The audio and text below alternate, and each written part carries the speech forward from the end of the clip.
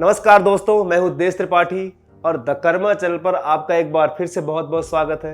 दोस्तों, हमारे सनातन धर्म में शाप देने की बहुत बड़ी परंपरा रही है और परंपरा ही नहीं, शाप को पूरी तरह से एक दंड मान लिया गया कि शाप देने का मतलब हो गया कि उसको उसके कर्मों का फल मिल गया, उसके पाप का दंड मिल गया।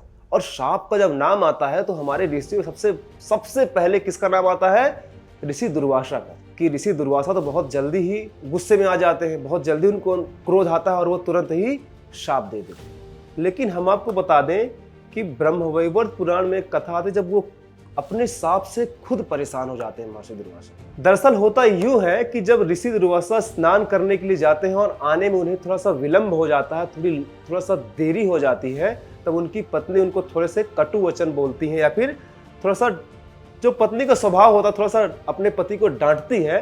तो उनको तो बिल्कुल बुरी लग जाती बात कि ऐसे कैसे मेरे को डांट दिया, और वो अपनी पत्नी को ही शाप दे देते हैं कि तुम अभी ही भस्म हो जाओ। ये तो ऋषि का शाप था। जैसा कि मैंने पहले बताया कि शाप तो पूरी तरह से दंड होता है और ऋषि का शाप ऐसा होता है कि एक बार अगर बोल दिया तो भगवान भी उस शाप को नहीं तोड़ सकते। फिर क्या था, जैसे ही ऋषि ने अपनी पत्नी को श्राप दिया भस्म होने का, तो वो भस्म हो गई।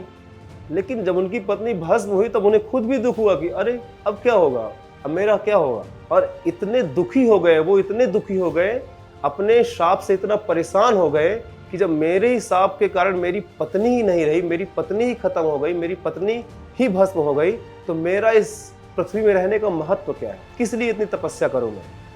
और वो सोचते हैं कि मैं अपने आप को ही भस्म कर लूं। फिर भगवान विष्णु आते हैं और दुर्वासा जी को समझाते हैं कि ये कोई पाप नहीं है, आप तपस्या कीजिए, और आपने खुद ही जब श्राप दिया तो क्या कर सकते हैं। तो दोस्तों, कहने का मतलब ये है कि जो शाप हमारे यहाँ परंपरा दंड की थी और उनमें जो ऋषि प्रमुख थे जैसे कि दुर्वासा थे, तो उनको भी शाप से दुख हुआ।